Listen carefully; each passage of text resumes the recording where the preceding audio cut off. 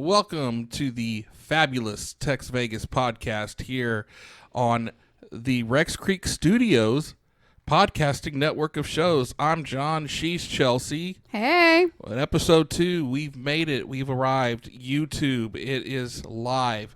Like, share, subscribe, download, hit the bell for notifications, and the like.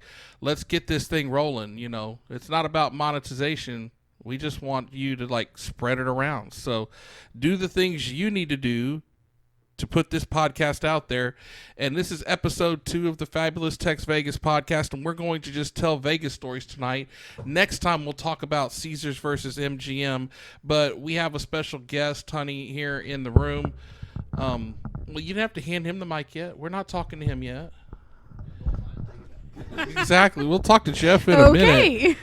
Yeah, we'll talk to Jeff in a minute, but decent. We got some decent feedback from the last show. They liked hearing our first time stories. Yeah. So we're going to do some more of that. Anything that you left out of last week's show that you jogged your memory from that trip that Yeah, actually, I remember the guy who just wanted to toast. Do you remember? He said, just trying to cheers, yeah, bro. he wanted to cheers, and you were like, no, we're good. And he was like, dude, cheers. And you were like, no, we're good. And he's like, I can't even say it. It was so funny. He's like, I just wanted to cheers, just bro. Trying to cheers, bro. And oddly enough, I think a dude walked up next to him and arrested him for something, but I mean, I just saw this big dude wearing a suit with handcuffs, and I'm like, well, this guy's night either is just beginning or just got ruined. But yeah, I thought about that story after we ended the last podcast, and I was like, man, I should have told it. Now, it was an awesome trip. The second trip was not so much. We can talk about that another time. We could talk about how when we talked about the Imperial Palace flood zone. Yeah, it is very true. How we that it actually witnessed the flood. Yes, the Great Flood of Vegas. The Great Flood. But we got our buddy Jeff, who is a part of the Rex Creek Studios network, and he's joining us for the first time on the fabulous TexVegas podcast. Jeff, welcome aboard, and it's good to have you. And it's good to be here. We got all of the inappropriate talk out of the way before we started, so we're gonna be on our best behavior today.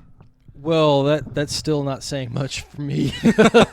My best behavior still leaves something to be desired.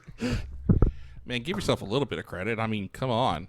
Well, hey, I haven't been arrested in Vegas yet, so No, the reason we wanted to have Jeff on is because we've got interesting stories about Jeff's first trip to Las Vegas. We've got interesting stories from every one of my trips with you guys to Vegas. Yeah, like, for example, the time that you thought he was getting arrested. Well, yeah, let's go in order here. I think we teased it on the last podcast, so I think it would be fitting of us to go ahead and start with the elephant in the room where you and Vegas are concerned, and that is how to get there. Well, okay, look, I am not a flying guy. I don't like getting on airplanes. I've never liked it. I've been on one many a time. I know they're safe. It just really screws with my internal mechanisms. You know what I mean? Like, okay. I feel every little movement of that aircraft deep down in my bones, and I don't like it. I mean, and that's just like flying out there. There's a breeze. It's flying out of there. Although, we'll talk about that too. Although I have to admit, that very first trip I took with you guys to Vegas, I think I found the cure for that. Flying first class and getting drunk. Yes, okay. So, yes, we need to tell that story.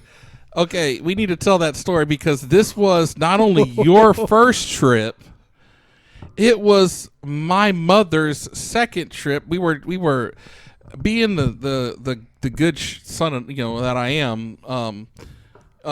Years ago, my dad made her promise that she would go back. My dad passed away some years ago. They went before he passed, and they had a great time. And he's like, "I want you to go back. You make me a promise that you'll go back," because they loved it there, and she did. And so many years later, and pre-layoff from the job that I was working. We were actually, Chelsea and I were able to make a way for that to happen. So we talked you into going too. It took actually very little talking in me into it. I was pretty much ready to go. And so here we are. We meet up here and we set off for the airport. And you've been very unabashedly honest about your dislike of the aircraft variety, if you will.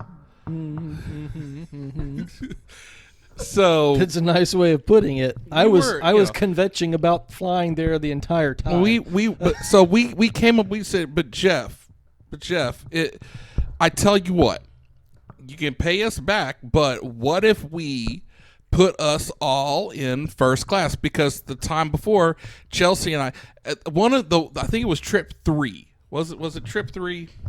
Yeah, I think It was so. trip 3. You said I will only go if we can go in first class. Yeah, I had never ever flown in first class, and it was like, I mean, if y'all know us very well, which some of you do, we are very much closet aviation nerds, and so it was just like this dream of mine to get the chance to fly first class. So it was like a barter thing. So it was like, we can go, but we're only going to go if we do this. So we bought the first class tickets. And so once we had the first class experience, we came back and we're like, Jeff, you will go, and if you fly first class, you will be fine. It will take some of the... But keep in mind, we had no idea at this point, like, what Jeff really goes through when he's trying to fly somewhere. You know, like, we were just thinking, oh, he's just nervous about it. No, Right. It goes beyond that, y'all. Like, So- very beyond just nervous. So we bought the seats. We bought the first class tickets, and you and I are sitting next to each other in row 1A and 1B. Yeah. We put Jeff on the other side with Mom, and one E and F. And I'll so we're like, this will work. So I'll let Jeff pick up here where we start talking about once we got on the plane. And Well, I knew I was going to be in trouble at flight because as soon as my butt touched the leather of that seat, there was a drink in my hand. I was like, okay, this is going to be that kind of a flight. well, the Okay. first thing they do, so being in row 1, and they don't board this way now due to the vid. We can't say the actual name of it because we don't want YouTube to give us a strike. So we just refer to it as the vid. Okay, Jeff? So whenever we refer to the vid, you know what we're talking about. They board back to front now.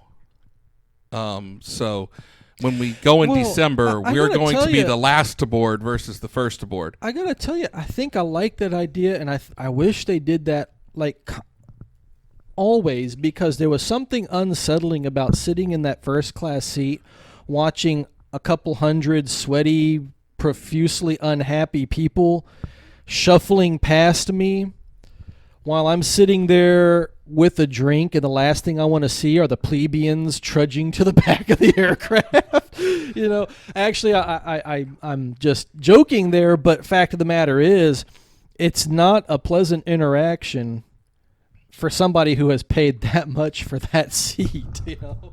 You give him first class seats one time, and he becomes instantly a first class Yeah, snob. in another episode, we'll talk about the time we made him fly Southwest. Yeah, I don't want to talk about that one, but So Okay, so well, the yeah, one so- so the one when you are in row 1 of first class, the first thing they do when you get on the plane, hello, Mr. and Mrs. Gascamp. Hello, Mr. Ware and Ms. Gascamp. What can we get you to drink? And all I hear is I don't remember what it was. I thought it was it whiskey and me, was it Jack and Coke? Or I got a Jack and Coke, which I finished before before plane we even took took off. I was like, I hear Jack and Coke, and they Yeah. bring it promptly. And then your mom ordered a rum and Coke, which I think she took like 4 sips out of and then didn't want it, so I finished it off for her. Well, and let me tell you, on United Airlines, they believe wholeheartedly in more rum than Coke. Well, they give you these little glasses, and they have those little bottles that they open up and pour the entire bottle in, and then they just top it off with the Coke, you know? So I have my Jack and Coke, and I finish off your mom's rum and Coke before we even take off, right? Yeah. So then we're in the air, and they're serving us dinner, and with dinner comes Wine. a glass of wine, Of which course. I finished off my wine, and your mom didn't want to finish hers, so I finished it for her. Mind you, I had a red. I think she had a white. So I'm mixing whiskey and rum, and then I'm mixing red wine with white wine. And then after dinner, I finished off dessert was another rum and Coke. So let's talk about, hold on, like before we finish out the different drinks you had, let's talk about really quickly why it is that it's not good for you to do this, aside from the fact that it's just not good to get drunk. Because when I'm sober, my filter is hard to find. When I am intoxicated, I have no filter. And also, I have an issue maintaining control of my body's blood sugar levels. And that's never a good thing for somebody with that condition to get overloaded with alcohol. But I tried to compensate for all of that after I had finished off that after dinner rum and Coke by ordering another rum and Coke minus the Coke. And I just bring me the little bottle of the rum, that's all. Well, no. So the way I recall it, and I think you were about to probably chime in and say the same thing. Yeah. So we're getting ready to land, and Jeff has the towel that they give you, and he's held on to it the whole trip, rubbing his hands because his hands are so sweaty. And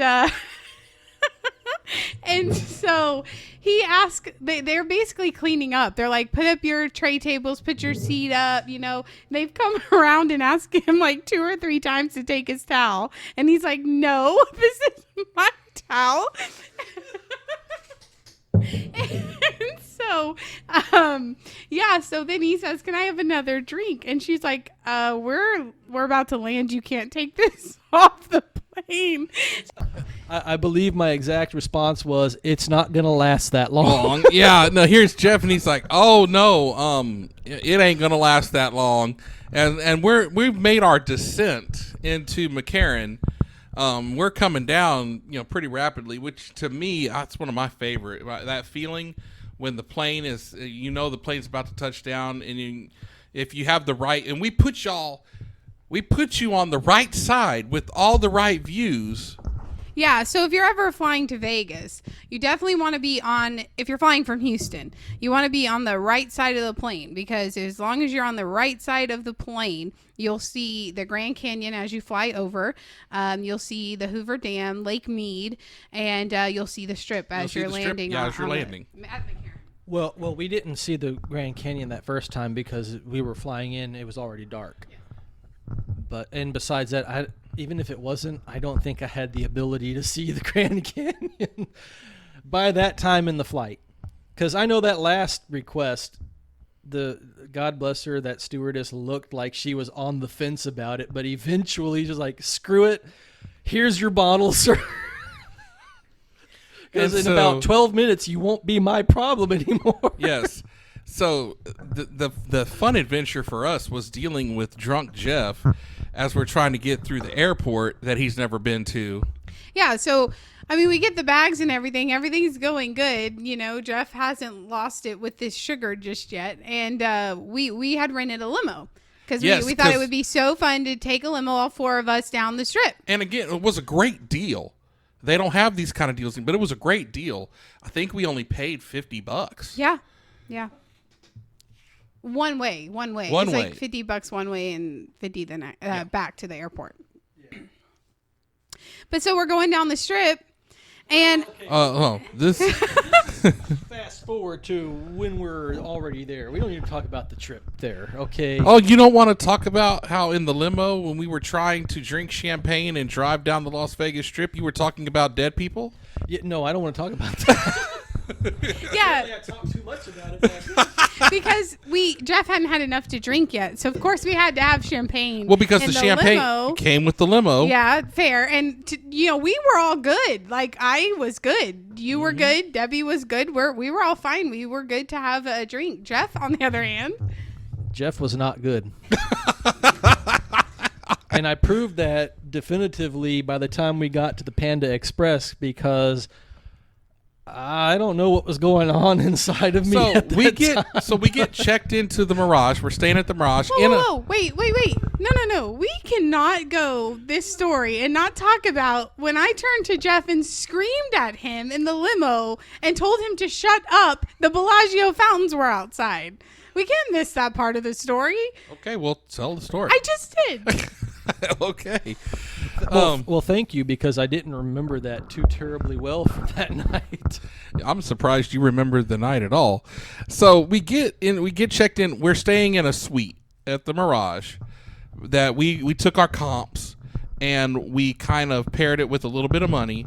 And I mean, we were going all out for Mom and Jeff. That was first time. the hospitality suite. That was the hospitality suite at the Mirage. Was nice setup. We're going all out here. And the next thing you know, drunk, not shutting up, Jeff starts turning into pale, quiet, possibly going to die, Jeff. This was about the time my body started to rebel against that level of alcohol that was in it. And I'll be perfectly honest, it was from the Panda Express that things started to get really fuzzy for me. Well, so we were like, well, Jeff, you have had a lot of alcohol and your blood sugar's probably sky high. Let's go get something to eat. If we walk across the street, there's, cheaper places to go eat, like Panda Express, Chipotle or whatever, some places like that. Said, let's go get something to eat. Yeah, so we decided to eat Panda Express, which is like totally carb loaded. And Jeff, I'm sitting across the table from him and he is like a ghost. Like he's very white already, but like he was pale. And I looked at Debbie and I said, I'm a little concerned. And I remember her saying, yep, this isn't good. And then we all finished eating, but Jeff was just talking like the whole time. So he had only eaten about half of his food. And I said to him, do you need a to-go box? And he just stared at me and he's like, yeah, I think that would be good. And then he starts kind of like walking in circles. And I'm like, Jeff, do you just stay right here? I'm going to go get your to-go box. And I think we pretty much had to escort him back across the street to the hotel because he just was not even like aware. Yeah, so like I said, from the beginning of the Panda Express, I was a little fuzzy. So I assumed we got back to the hotel and started bedding down, and then the next thing I know, it's 2:00 in the morning, and John over there is poking me on the... We'll preface that by saying this. There were 2 bedrooms in that hospitality suite. Of course, y'all got one, and I made sure that your mom had the other, and I took the couch. And that was my plan for the whole trip. I was not going to switch back and forth with her on the bedroom. I was just going to take the couch. Well, 2 a.m. in the morning, John's over here poking me in the ribs while I'm on that couch saying, hey, Jeff, let's go down and hit the tables. No. So I woke up because at that time, I would wake up in the middle of the night. I'd have trouble sleeping around 1 or 2 in the morning. It was typical. And, you haven't adjusted yet to the time change.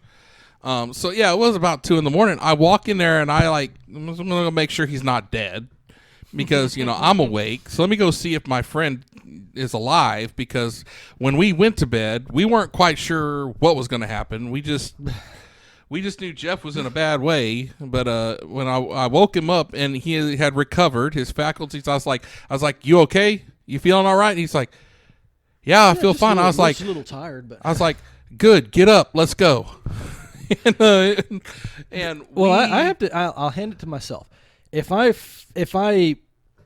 feel like I'm in danger 1 minute, I'm pretty resilient. I can recover fairly quickly. I think only a couple of hours had passed between the Panda Express And by the time we were going downstairs, and I felt fine by then. So, hey, it's So pre that trip, Jeff and we had all sat down and we'd watched YouTube videos on how to play craps because it's one of the games that you can have a lot of fun playing in Vegas.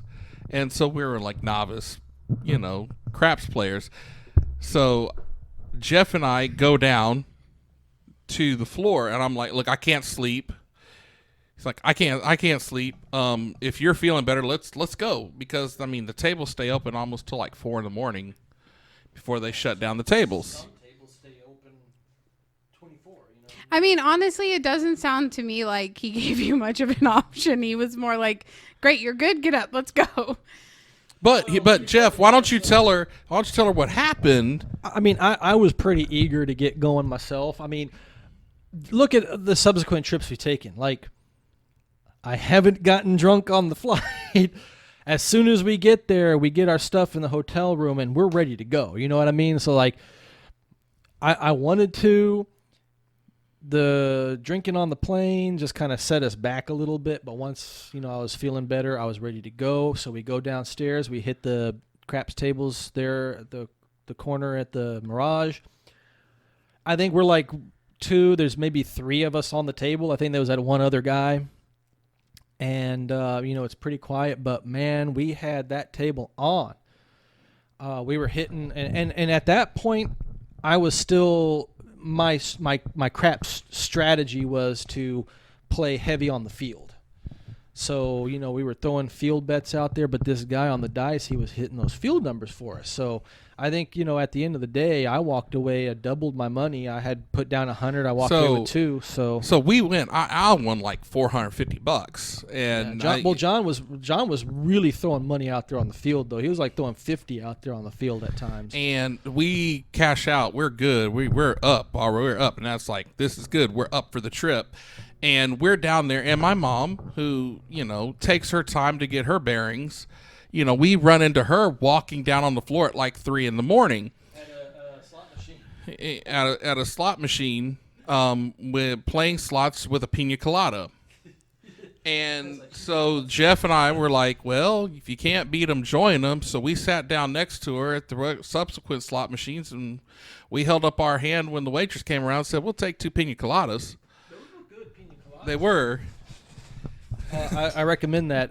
If you're at the Mirage and you're playing, ask for a pina colada. They are good. They are.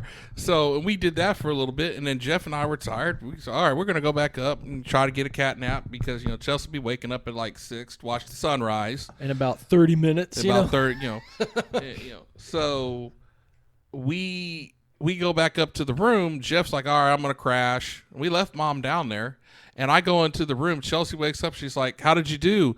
And I'm like, we did really good. Chelsea did not wake up. You Jonathan woke Chelsea up. Yeah.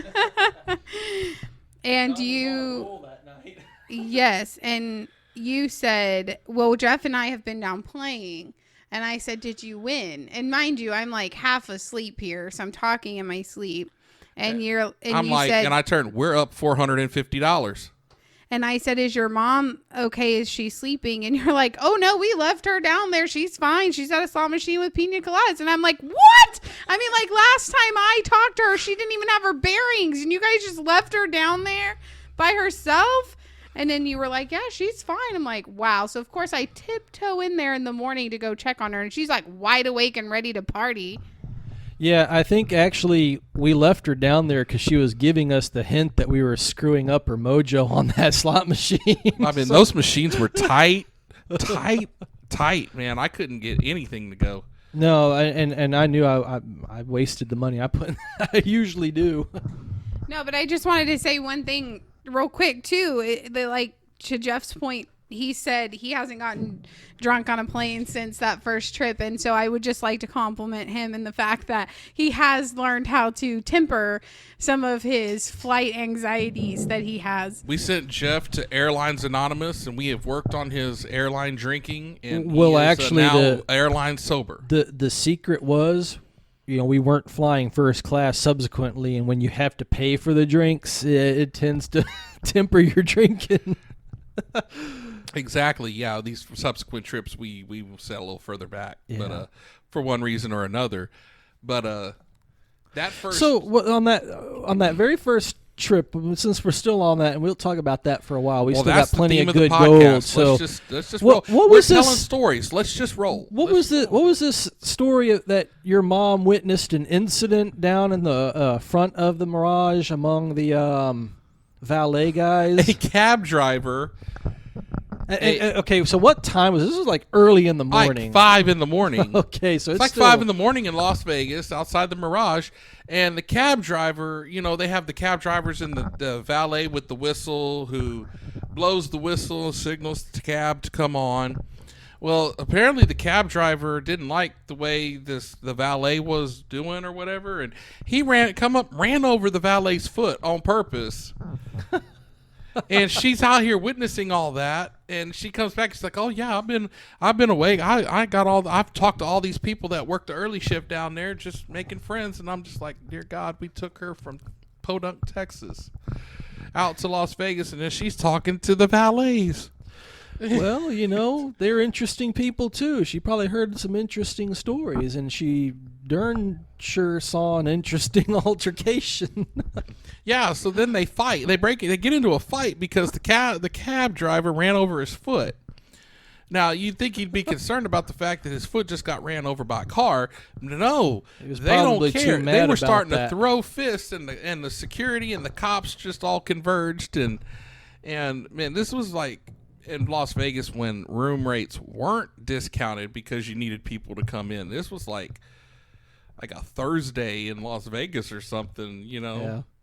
It's nuts. But I mean, she finds herself in those situations every now and then. It's just it is what it is. But yeah, she that was a fun one. That was also, I think, probably the same day that we got introduced to the superstition of the Mirage.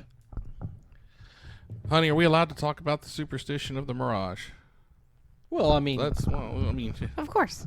Okay. I mean, I mean, in bigger context here, like every hotel, I'm pretty sure almost every hotel has something some sort of superstition that you're supposed to do before you go play. Kind of a good luck charm kind of thing. Of course. well, that Vegas is built on that sort of thing. Most craps tables, if you look, they have the number 7 painted on the bottom of them. It's a superstition. It's mojo to the table. You know what I mean? Anybody who is on a craps table that plays the dark side, and for anybody listening that doesn't know what that means, that's when you play the don't bets. You are a hated individual on that table, let me tell you. Mm-hmm, exactly, because you're throwing the messing with mojo of the table off. Yeah. But since we got permission, let's go ahead and talk about the superstition at the Mirage. And actually, we found it out through your mom, because she's standing there minding her own business when she says this old man came up to her and asked her if she had rubbed the butt. So And she's like, he looks at me, excuse you? So there's 2 statues, mermaid statues. The brass mermaid. The brass mermaid statues. As you come into the one entrance, it's the entrance by the atrium. Yeah, the main It's entrance. the main entrance, Yeah. but it's by the atrium, the beautiful like during the day. It's the dome that has the light coming in during the day. It's beautiful, like fountains and all. It's awesome sight. I recommend go if you yeah. don't stay there. I recommend going there because it's beautiful when you walk through it. And those statues, for what they are beautiful. I'll just put it to you this way: they're unnecessarily graphic on the posterior. You know what I mean? Like they're well defined, and the superstition of the Mirage is, as you come in and you pass the statues, you rub the butt of the statue on your way through. Yes, before you play, which we didn't know this at the time, but after we found out, we sure made our way up to the front because we had pretty decent luck on what I'd like to call Jeff's recovery run. Well, I feel like maybe Lady Luck had us on probation for that first run. Right. But there's got to be something to it because, number one, you can tell by looking at the statue just how many people do that. Because the brass is worn. The butts are pretty well worn on those Yes. statues. And number two, we've done that ever since, and we have had incredible luck.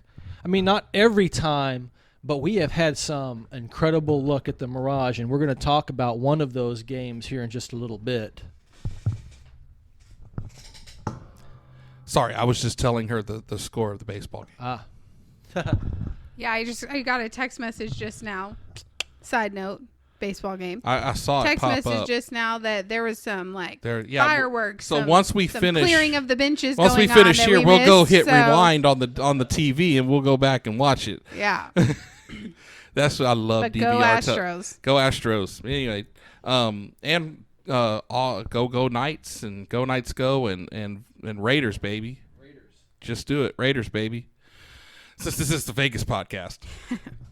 But no, yeah, we rubbed the mermaid butts. And that trip was probably our most successful trip because, you hit a couple of hits on the slots, honey, and Jeff and I actually, had a good run on the craps table. But there was one epic run, and it was this trip. I believe it was actually our last night of that trip. The last night of the trip, and I'm gonna defer and let Jeff. But let me just set the stage here. The table is packed. Okay. Yeah, we actually waited. We tried to get on the table. We couldn't get to the rail, so we went and played roulette for a little while, and I lost $100 on the roulette table. And when I looked over, like, ooh, there's a few openings. Let's go ahead and jump on that. So, yeah, roulette's my game. So I think we each have our game. Like, Jonathan's game is craps. My game is I'm John's very good at blackjack, for some reason. and mine is roulette. Like, that roulette is the technically worst game to play because the casino has the highest advantage, but yet I always do amazing on the table. So roulette is my game. Yeah, and craps is definitely mine. What I lose at the roulette and blackjack tables, I'll go and win back on the craps. So were you playing? You were playing with us this time, weren't you? Yes, honey? yes. She was playing. The fact so of the three of us, she was the first one that got the dice because when we got on the table, the dice were in the hands of somebody who was 2 places ahead of Chelsea. Yeah, and she was on this side. Jeff and I are kind of middle. Yeah, and there's can't this. See that? Well, I know. For me, I was the last in the line of the three of us, and I was there on was one side of the table next to the center stick man. And there was an Asian lady next to Jeff. No, she was on the front side of Chelsea. Okay. Because it was the guy in front of her that had the dice when we first got on the table, and he crapped out really fast. Right. Then the dice went to the Asian lady, and she crapped out really fast. And I'm looking down at my chips, and my chips are getting pretty low. So Chelsea gets the dice, and she craps out real fast. I had to throw another $100 down on the table. John gets the dice. John craps out almost immediately. I didn't crap out like that. Maybe I hit like 2 or 3 points. Well, in any event, you didn't do so hot, and I'm still bleeding chips, right? He wants credit for the 2 or 3 points, Jeff. You need to give him credit. I'll give him the credit, but I'm getting a little worried here because, like, my MO on the craps table up to that point was I always passed the dice. I didn't want to shoot because I had no luck on it. But that night, I was just like, okay, well, everybody's been crapping out pretty fast. I mean, relatively. And it's like, okay, well, I'm going to take the dice, and I'm gonna have to turn this around. And I was feeling a little saucy because I was in my 3-piece Italian suit. I was feeling like I was worth more than I actually am, to be sure. So I get the dice, and with a little trepidation. How long was I on the dice? From the time you took the dice to the time we walked away from the table, I swear it was about 45 minutes. Had to have been. I hit the all smalls and all talls twice on each. I hit probably 10, 11 points. Now, for the novice, let's talk about all tall, all small. The numbers on the table. If you roll. Obviously, they're from 2 up. The all smalls is 2, 3, 4, 5, and 6.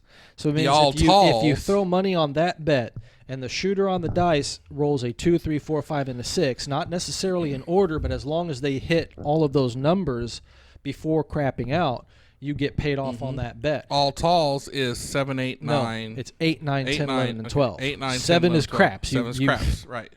you're screwed if you hit that. You know what I mean? So, and then if you put on all, Yeah, all numbers, and that at the Mirage, that bet pays off 150 to 1. so everybody that had $1 bet would win $150. Yeah. Some people had $5, so you do the math on the multiplication. That's but- $750 That's on a all. $5 bet. Yes. But it's really tricky to hit all those numbers. Now, on that time, I had hit them both twice. So that and at one point I was like, I threw down a $25 bet on the Yo, Which is 11. It's a one-shot Johnny. You put money on it, you roll the dice. If you hit it, you get paid off. If you don't, you lose your bet. It's not like one of the hard numbers where you keep your money on it until that number is rolled, either hard or soft. Either it's the double or it's another permutation of the number on the dice. So I threw that 25 down, and I knew I was throwing that money away, and I shot the dice, and one of the dice went over the rail and off the table, which is a no roll, and that's a good thing it was, because the one that stayed on the table was a 1, so there was no 11. Get the dice back, I shoot it, and I hit the 11. Yeah, I remember. They paid you off, and then the next thing I know, there goes another chip flying from Jeff. Because you have to throw it out to the center. Next thing I see go out to the center. It was another and quarter Jeff bet says, too. and I quote, "Quarter yo." And the next thing I hear, chips are flying from the table. Quarter yo, quarter yo, quarter There was yo. like 5 other people that threw $25 on that Yo just because I had hit it and the he one rolled time. a 6. And he rolled a 6. Hey, you win some, you lose some, but I don't think anybody minded because I was making people a lot of money It on was that table raining that night. chips, $25 chips onto that table. Yeah, I mean, making people money for sure. Because in fact, the lady standing next to me says, "What's your friend's name?" And I said, "Jeff." And she said, "I like Jeff. I like your friend Jeff. Jeff is good." Well, like you said, John, when I threw that second Yo out and all those 25s started throwing on the table, for a split second, I knew what it felt like to be a stripper with money flying at you. It was To be perfectly oh, wow. honest. It was a good feeling. On the other hand, I wish I had hit that second Yo. That was the first. That was the first and last time ever I have heard an ovation when somebody rolled 7, because at the 45 minutes when Jeff finally rolled 7 and crapped out, he had won that table a butt ton of money. I think we cashed out over $1,500 together. And I was up over 750, and that was including, beyond the losses that I had on the roulette table. Like for the night, I was up 750, so it means I won at least close to $1,000 on that table. And mind you, this is before we ventured into the area of the come bets and those supplementary bets. We probably could have banked twice what we did. But at the same time, we were betting conservatively for the most part, and we still walked away with that much money. So it was a good feeling that night.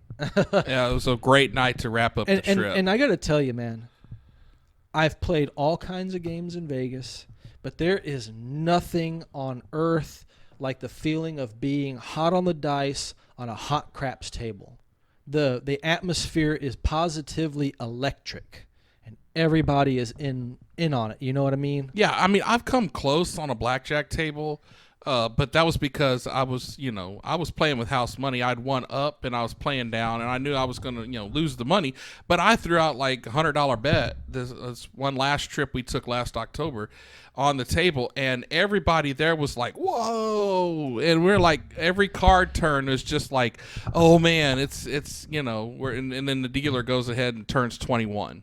So you lose the money, but yeah, craps is very much a you're all pulling for the same cause, whether you're betting the minimums or whether you're betting more than that. And we've seen some pretty high rollers in our time, throw down on the table $500 pass line bets and the like. We haven't reached. They'll throw down hundreds on the buying of the numbers. I mean, it's.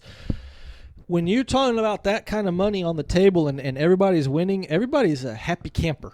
And if you're the one on the dice, they love you. You know what I mean?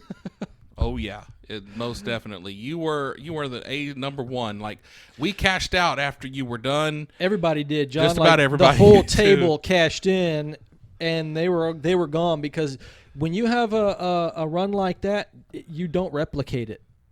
It's done, you know. So cash out while you can, while you're ahead. Yeah, so we had I don't know that it was the same trip, but we were back down there on the craps table, and there was a guy there. And normally, just as Jeff said earlier, I throw the dice and I crap out. So I don't usually throw the dice. I usually pass. But I decided to throw this time. And, No. This wasn't that trip. It no, was I another know. trip. That's what yeah. I was thinking. It was a different trip. Yes. Because I just remember the guy that he was like pretty drunk. And he was so like, I started throwing. I actually had a really good run for a while on the dice, and I did really good. And he was very like, he was just so like, he was standing right next to me, and he was just all about it. Normally, I would be extremely uncomfortable, but you were right there, and Jeff was there, and he was just drunk. So, and you know, the you just deal dealer, with that was standing next to him was a really like big, muscular guy who. Yeah, he felt safe. He was engaging everybody at the table. Yeah. So I love those. Yeah. So this guy, I guess I'm winning him money, and he thinks he's feeling good. So he tips me $100 chip, and I'm like, I've never had anyone do that before. So I was like, no, like, dude, you don't have to do that, you know. And he said, no, you keep throwing, and I was like, are you sure? I asked him, like, dude, you sure? And he's like, yeah, just keep throwing. Well, I threw for a little, like, just I don't know, 4 or 5 more times, and then I crapped out, and we cashed out because Jeff had already cashed out before I started throwing, and no, Jeff didn't cash out. Jeff was out. Everything Jeff spent, he pretty much lost. Not that time, no. No, I thought because remember, that was the time I hit the all smalls and the all talls, and I was angry at myself because I didn't throw the extra $5 on the alls, because that, you know, the all smalls and the all talls pay out 35 to 1, and I missed out on the 150 to 1 bet. But that's when I left my position on the rail, ran over to the shooter, and I clapped him on the bags like, you the man. Yeah, so anyway, so he tips me whatever, I crap out, and so I'm like, I'm done. He got so mad that I was done, that I wasn't going to stay at the table, and that we were all cashing out. And so, like, I took his $100 chip because, like, you tipped me $100. Mm-hmm. But yeah, he was like so mad about that. I'll never forget it. He was like, I guess he wanted me to stay and go around the table again, but I think what it was, he didn't quote tip you. He threw a 100 down for you to bet with, and then you crapped out. And then you didn't bet with that $100. I think that's why he was. Upset. I know. I think he was just. But he was also pretty very intoxicated. Yeah, so.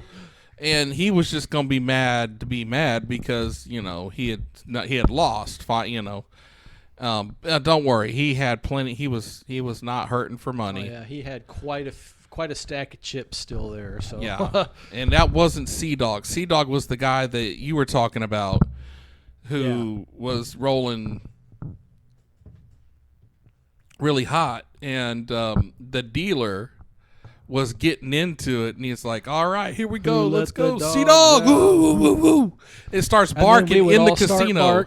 Yeah, in the casino. Well, John, I think you've brought up a very interesting topic. A lot of anybody who has been to Vegas can tell you the difference between an engaging dealer who draws people in and gets involved with it, you know, and a dry, cold, distant dealer. That's the difference, you know, right there. And I got a story from that first trip to Vegas when you and I decided to amble on over to the Treasure Island. Oh, wow. And, I think I know where this is going. John was like, hey, let's play some blackjack. Now, admittedly, this is before you got a really comfortable grasp on the game. So we sit down, and this lady dealer is as cold and distant as you can be. I mean, like it was literally she was a statue. Oh yeah, basically. Like I could be We anywhere else, sat but I have to down- be here type attitude. Yeah, we sat down. She starts dealing out the cards. Boom, boom, boom, boom, boom, bam, you lose. Boom, boom, boom, boom, bam, you lose. Boom, boom, boom, boom, bam, you lose. 3 hands in like 20 seconds, and John's already lost $100, and and you look at me like, what the F just happened here? Yeah, you weren't too long for that world either, if you remember correctly. I think I lasted, 1 or 2 more hands. I think it than was you like did. exactly 2 hands later. And then I was done. And I said, hey, John, let's go play some craps and win that money back. Which we didn't. Well, we did actually pretty well at the Treasure Island. The only place that really I have not done well on craps was the New York. And I lost $200 on that table. Yeah, Treasure Island hasn't been a big payoff place for me, really. But we've played there, and it was fun. I'll be adventurous and go play in different casinos. But Mirage, I definitely stay near Mirage. Luxor now has become one of our favorites. But yeah, the Treasure Island. And I think one more story that we can squeeze in. That first trip, right? No, I think this was April 2019 trip. When we went back to the Treasure Island. That was the night of our anniversary. Chelsea planned some special. No, this was 2017, not April 2019. This was October 2017, obviously. Yeah, well, no, yeah, where we we went to TI. It was our anniversary. We did the Val Do you renewal. guys even know what story you're telling right now? I mean, I do. I know. You got it. You're I know. straight. You know Yes, what you're about I'm to good. say. Okay. Thank 'cause- you. We had renewed our vows in front of the Mirage that day for our 5-year anniversary. It was awesome. Jeff was there, and we were dressed up for the occasion, and we were going to go out to eat for dinner, and we made our way over to the Treasure Island because there was a Gillies barbecue. We wanted to eat some barbecue.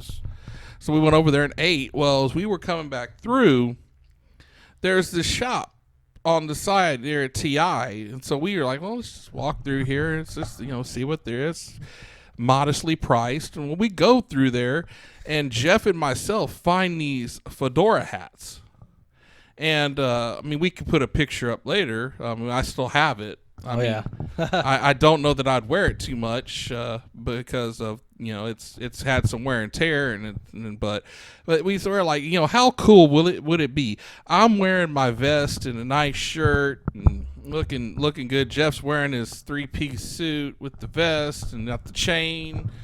Wait, so okay, you have to explain the whole 3-piece suit deal though, because we always have a fancy night, and that was Jeff's idea, right? Like we would have a night where we dress up and just feel a little more, I don't know, higher class, important, special. Let's do Las Vegas, nice dress, nice, and we were already dressed from the Val renewal, so we were all dressed up. And Jeff and I see these fedoras, and we're like $10. I mean, this isn't like an expensive shop. It's like he was like, what if we got these $10? They were still nice looking fedora hats.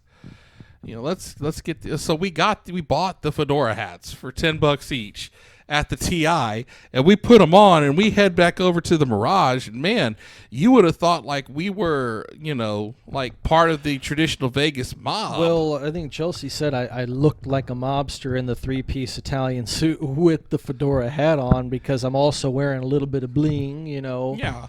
But since we're on this particular trip, I guess we can wrap up with the story of what else happened that night. Because that trip had not been a very good one up to that point. There was a snafu when we arrived, and I didn't have my room. I ended up having to shack up with you guys that first night. Seriously, they brought a folding bed into y'all's room so I'd have a place to sleep because they screwed up my reservations. Well, they finally get me my room the next morning, check into it, and then my first night in my own room is completely ruined by the fact that there is literally 100 stupid college kids running up and down the damn halls, carrying on all dang night.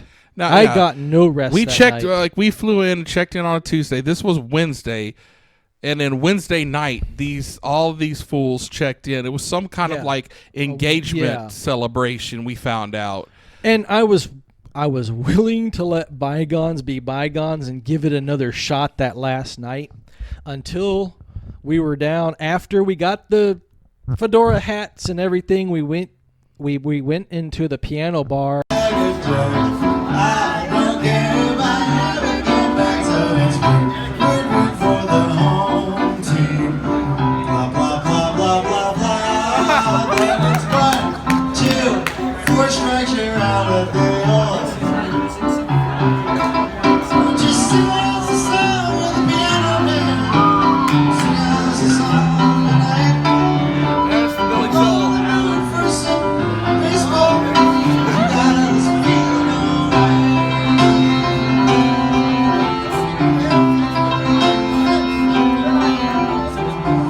It's 9:40 on a Thursday. Ready to ground chosen.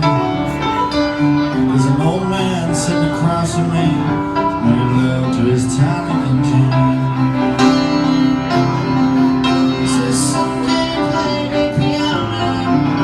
You know how it goes." At the Mirage to relax a little bit. I recall and because guess- Jeff ordered a Crown Old Fashioned, which is still the nastiest drink I've ever I had. love them. You don't know drink. Anywho, and who should show up but a group of those college kids? And they And, brought like, their middle-aged, they're like worthless rich parents. They're absolutely freaking worthless parents who taught their kids nothing of respect. Yeah. So here's the thing. I'm sitting there and I'm watching these stupid kids carrying on just like they did the night before, and just everything comes crashing back like a wave.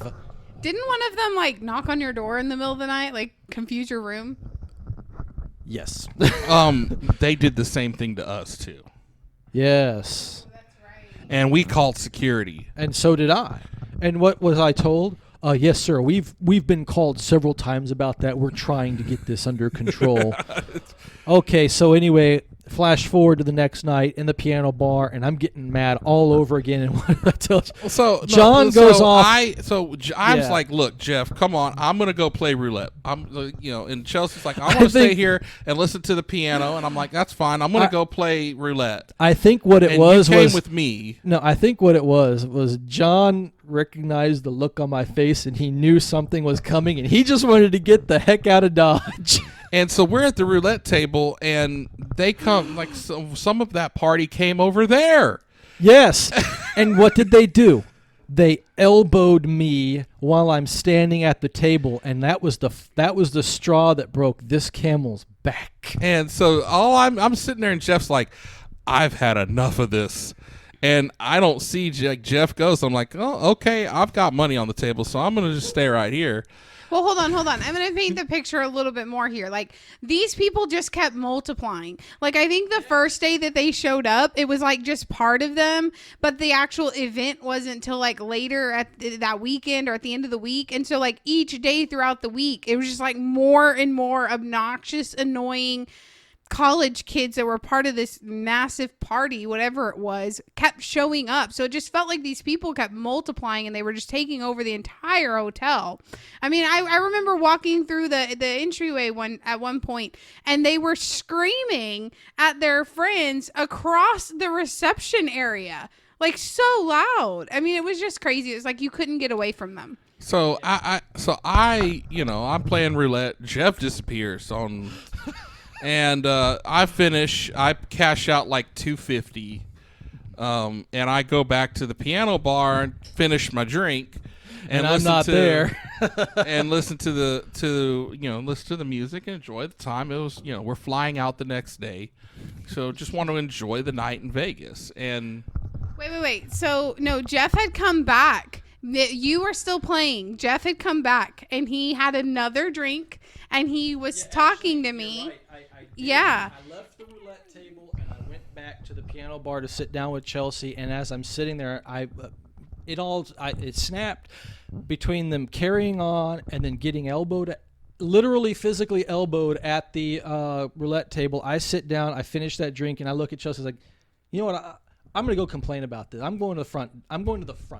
Yeah, but it was more like, son of a bee, I'm over this. I'm done. I'm leaving. I'm going to complain. So I get back at the table. Let me just, okay, so you go back and I'm at the piano. I'm at the bar, and all of a sudden, my phone rings. Okay, so before we get with what I tell you, let me tell you what happened as soon as I left the piano bar.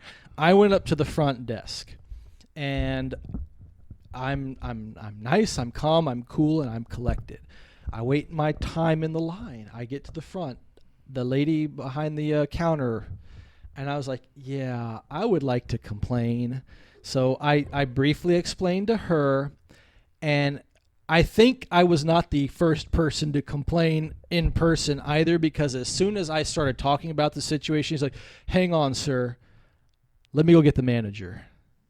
So she goes to the back room and gets the manager, and he comes out to where I'm at, and he's like, would you mind joining me down the counter, sir? So we actually leave the area where people are talking. We go all the way down to the end of the counter. And I was like, well, okay, so here's the deal. And mind you, I'm in my 3-piece Italian suit with a fedora hat on. I look like a mobster. Okay, but you also have like a gold watch, like heavy duty gold watch. You've got your gold chain. You've got your rings. Yeah, my sapphire pinky ring. And your Invicta watch, which I believe you're wearing. No, actually, the one I was wearing that night, I busted that night, remember? But I'll get to that. So I was like, look, here's the deal. Y'all screwed up my reservation as soon as I got here. It was not good from the beginning. And then you get that sorted out, and then I have to deal with this. And I was like, I understand. This is Vegas. These kids are here on mommy and daddy's money. They don't give a care about other people. And I'm like, but frankly, it's pissing me off. And if this is your typical clientele, I will find somewhere else to stay going forward. And I also mentioned something about how much I enjoyed the Royal Caribbean cruise I had been on, and that I had purchased some Royal Caribbean stock. Well, the manager was like, and to be perfectly honest, my goal in there is to see if he's going to give me like some kind of money back on my room or whatever, right? So he's like, sir, I am so sorry that your stay has been the way it has, but if you will allow me the opportunity, hopefully I can turn this around for you. I would like to offer you and your friends a free upgrade to a suite for the remainder of your stay, which was just one night, but still. And I'm thinking hospitality suite like we had the first time, the 2-bedroom type of thing. No, sir. This gentleman was offering us free suites on floor C. Like the kind of floor you don't get to without paying 4 digits a night. You know what I mean? Yeah, you have to scan the key card in the elevator because they don't let you just ride up. And okay, so as soon as I'm registering this, I'm thinking it's still a 2-bedroom suite, right? And he's like, no, I would like to offer you a suite, and I would like to offer your friends a suite. I'm like, oh, sweet. So I was like, do I need to get my friend up here to sign for the new room? And he's like, yes, sir, if you would please give him a call and have him join us up here. I will get y'all checked into your new rooms. So I call John. And so I'm on the phone, and Jeff's like, hey, come up to the front desk. And I'm like, why? I'm in the piano bar. I have my drink. I'm trying to enjoy myself. What's the deal? Wait, so hold on, though, because when you got back to the piano bar, you were like, well, where's Jeff? Because he had, last you knew, he was coming back to sit with me. And I was like, I don't know. He got really upset and said he was going to go complain. And so then Jeff's calling me. He's like, just come up to the front desk. I'm like, why? And he's like, just do it. Just come up here. And I'm like, when you tell me why. And he's like, just effing come up here, and hangs up. And Chelsea looks at me and she's like, who is that? And I was like, it's Jeff. He wants me to come up to the front desk. I swear, if he's getting arrested, he will spend the night in jail, and I will leave his ass here tomorrow. And I think you added something like he will never come back to Las Vegas with us again. So here comes John up to the front desk, and he's not. I can tell he's not happy that I called him up to the front desk, but that unhappiness vanished almost immediately when I said, "John, I got us free upgrades to some high roller suites." So John was we like, get "What? our. So we have a. You're serious? So to make the long story short, because this is going to be a great way to end the show. We get key cards to go get our luggage, and then we have key cards to go up to our new room. Okay, yeah, but hold on, because like I'm sitting at the bar. Well, it's the piano bar, the lounge, and we have an open ticket with because we've all had a drink. And I'm like waiting, and it's like been 15 minutes. Jeff left, you left, and I'm like, okay, well, I can't leave because it was Jeff's credit card that was open. And I'm thinking like, okay, Jeff left in a fit of rage. Jonathan left in a fit of rage. And I've been sitting here for 15 minutes, and nobody's come back for me.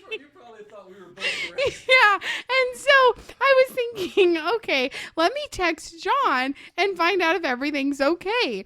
So I'm sitting there and I'm about to text you, and out of the corner of my eye, like this face appears, and I hear Chelsea, and it scared me to half to death. And I turn around and it's Jeff, and he's got this like goofy smile on his face.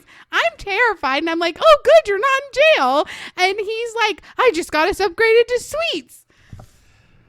So we have the key cards to go get our luggage, move everything. Then we have to come back down with our luggage and go up a different elevator because it's those kind of suites. And we got our luggage up there. Yeah, those suites have their own elevator bank. Like we had to come back down with our luggage to go back up. And so we get our luggage up there. We're looking around, large bathtub, like a bidet. I mean, yeah. And if you don't know what that is, Google it. Yeah. And here I am. so, I'm feeling like big stuff because here I am. I'm still dressed up. I'm still looking nice, and I just scored us these freaking sweets. And so here's what I said. We were going to go our separate ways. We got our luggage and everything. I said, hey, we just got upgraded to suites in Las Vegas. Let's do this. Let's not come back down here and go back to the bar. John, that was actually what the plan ended up being after the fact. Because remember, my original plan was I wanted to go down and I wanted to check out One Oak, which is the nightclub at the Mirage.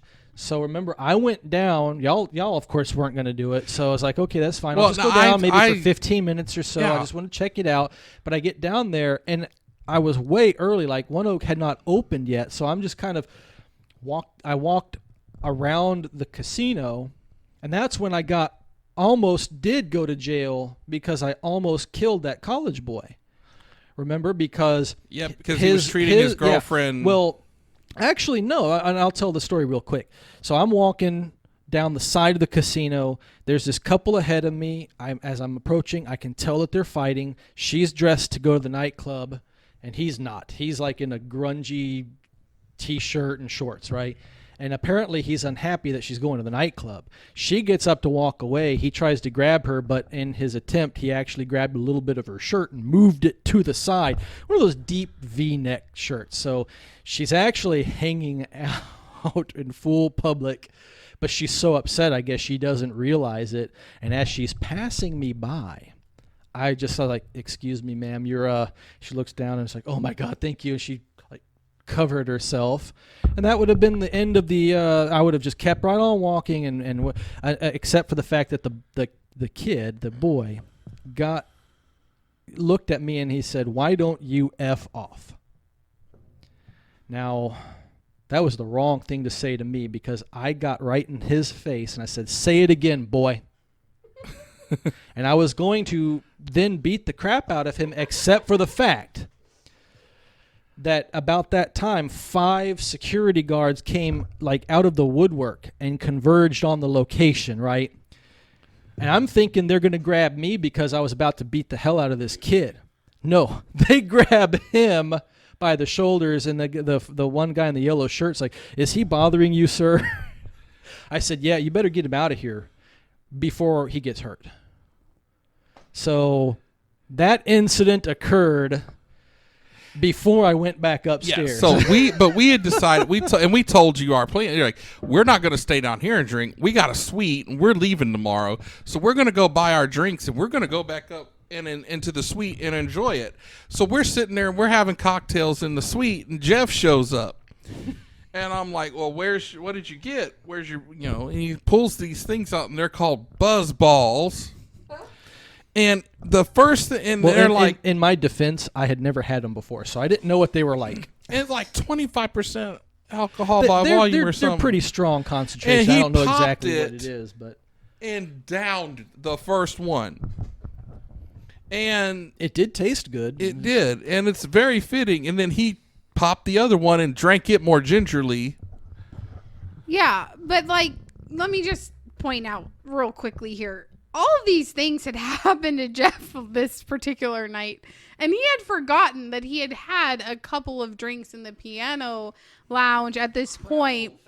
And so, he thought he was good, and you and I are kind of like, are you sure you want to keep drinking that, Jeff? But he had not even realized, like, because all of these things had happened, and it's like his mind was just elsewhere. So you're absolutely right, because as I drank the first one, I was feeling great. I was halfway through the second one, feeling great, and then all of a sudden, everything went off kilter in my world. And this is fitting to end with this story, because we started the podcast with Jeff drunk on a plane, and we ended with Jeff drunk in a suite. Drunk in a suite. But not only that, Jeff hungover flying home. Well, and that's what happened to that very expensive Invicta watch that I was wearing that night. As soon as I went back to my suite, I was in the bathroom. I was getting ready for bed. I was taking off all of my bling. I took the watch off and fumbled it like I was a Dallas Cowboys player. Too soon?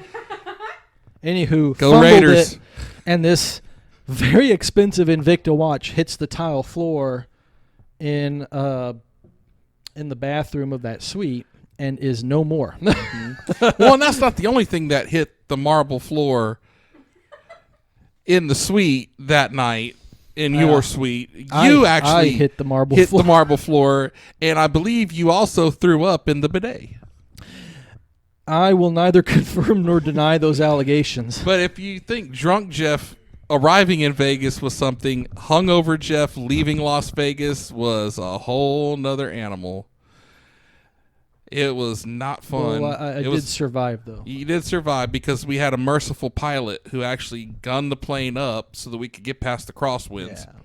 No, to be perfectly honest, and I'm not going to get into any of the whys or wheretofores, but I think Chelsea actually had a rougher takeoff than I did that particular. Well, we did for other reasons, but we won't go into all of those. But it definitely wasn't because I was drunk hungover. Let me just preface that real fast. It was not because we were hungover. And so the moral of this fabulous TexVegas podcast episode is everything in moderation. Yeah, so I would just like to give Jeff a little bit of credit here. We've kind of been ragging on him all night, but he does not get drunk all the time, and he certainly did not get drunk either of these times purposely. It takes a lot. Yes, it does. It takes a lot. And so, so we have had, what number trip is this for you? 4, 5? This will be our 4th trip, and we've really only ever had these 2 incidences where Jeff kind of went a little overboard. But all in all, we just, the 3 of us just do Vegas so fun, and we have a lot of crazy funny stories.